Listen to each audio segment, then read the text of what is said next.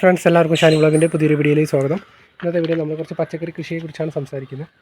പച്ചക്കറി കൃഷിയിൽ തന്നെ നമുക്ക് ഏറ്റവും മെയിനായിട്ട് നമുക്ക് ചെയ്യാൻ പറ്റുന്ന ഒരു വിളയാണ് മുളക് കൃഷി. അതുപോലെ ചീര, വഴുതന, വെണ്ട, അങ്ങനത്തെ കയ്പ, പയർ, അത്തരത്തിലുള്ള കൃഷികളൊക്കെ നമുക്ക് ചെയ്തെടുക്കാവുന്നതാണ്. അത്തരത്തിൽ കുറച്ച് കൃഷി രീതി നമ്മൾ എങ്ങനെയൊക്കെയാണ് ഇതിനു വേണ്ടി ചെയ്തു കൊടുക്കുന്നതെന്നൊക്കെ നോക്കാം. അതായത് നമ്മളിത് കോവൽ നമ്മൾ പടർത്തി കൊടുത്താണ്. കോവലും കയ്പയൊക്കെ നമ്മൾ പന്തലിട്ട് പടർത്തി കൊടുത്തിട്ടുണ്ട്. അതുപോലെ തന്നെ കുറച്ച് മുളക് തൈകൾ നമ്മൾ മുളപ്പിച്ചെടുത്തതാണ്. ഇത് ഗ്രോ ബാഗിലേക്ക് നട്ട് വളർത്താനുണ്ട്. വിത്ത് പാക്കിയിട്ടാണ് നമ്മൾ ഈ മുളക് തൈ മുളപ്പിച്ചെടുത്തിട്ടുള്ളത്. അതേപോലെ ചീര, വഴുതന ഒക്കെ നമുക്ക് ഇതേപോലെ വിത്ത് പാകി മുളപ്പിച്ചെടുക്കാവുന്നതാണ്. ഇത് നമ്മുടെ പപ്പായ തൈയാണ്. പപ്പായ തൈ നമ്മൾ ഇതേപോലെ വിത്ത് പാകി വെച്ച് കൊടുത്തതാണ്. തൈകളായിട്ടുണ്ട്. അപ്പോൾ കുറച്ചുകൂടി വലുപ്പം വെച്ചതിന് ശേഷം നമുക്ക് നിലത്ത് കുഴിയെടുത്ത് നട്ട് കൊടുക്കാവുന്നതാണ്.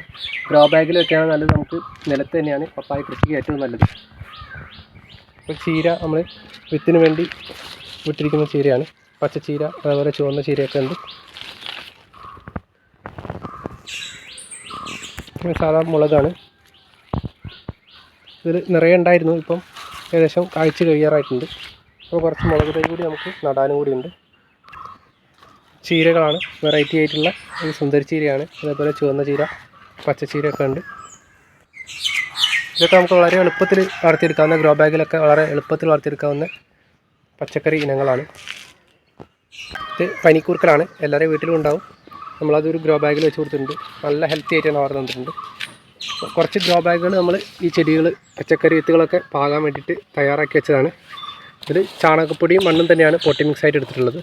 അപ്പോൾ ഈ രീതിയിൽ പോട്ടി മിക്സ് ആക്കിയതിന് ശേഷം ഇതിലേക്കാണ് നമ്മൾ വിത്തുകൾ പാകി കൊടുക്കുന്നത്. ഈ ഗ്രോ ബാഗിലേക്കൊക്കെ നമുക്ക് കുറച്ച് മുളക് തൈകളും അതേപോലെ ചീര വിത്തുകളും വഴുതന വിത്തുകളൊക്കെ പാകി കൊടുക്കാം.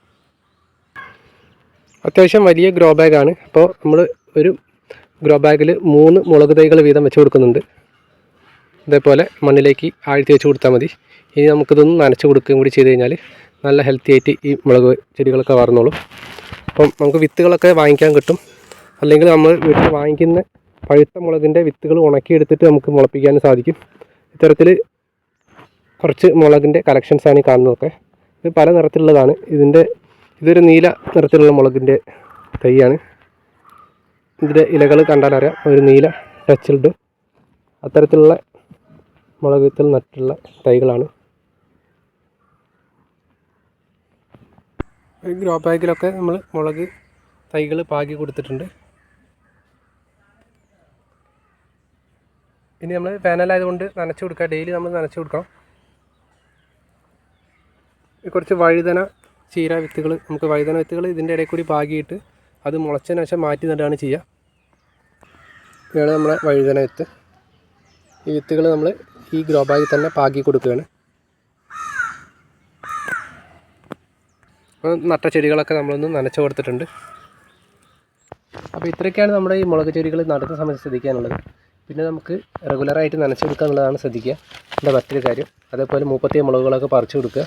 പിന്നെ എന്തെങ്കിലും കീടബാധകളുണ്ടെങ്കിൽ അതിന് കീടനാശിനികളൊക്കെ അടിച്ചു കൊടുക്കുക. നമുക്ക് ഇതിൽ മുഞ്ഞയുടെയൊക്കെ ആക്രമണമൊക്കെ ചില സമയത്ത് ഉണ്ടാവാറുണ്ട്. ഇപ്പം വേനൽക്കാലമായി കഴിഞ്ഞാൽ അത്ര പ്രശ്നമില്ല. മഴക്കാലമൊക്കെ ആകുമ്പോഴാണ് കൂടുതൽ ഈ മുളകിനൊക്കെ കീടബാധ ഉണ്ടാകുക.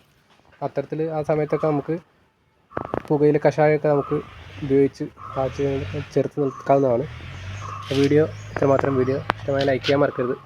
മറ്റൊരു വീഡിയോയിൽ കാണുന്നവരെ എല്ലാവർക്കും ബൈ ബൈ.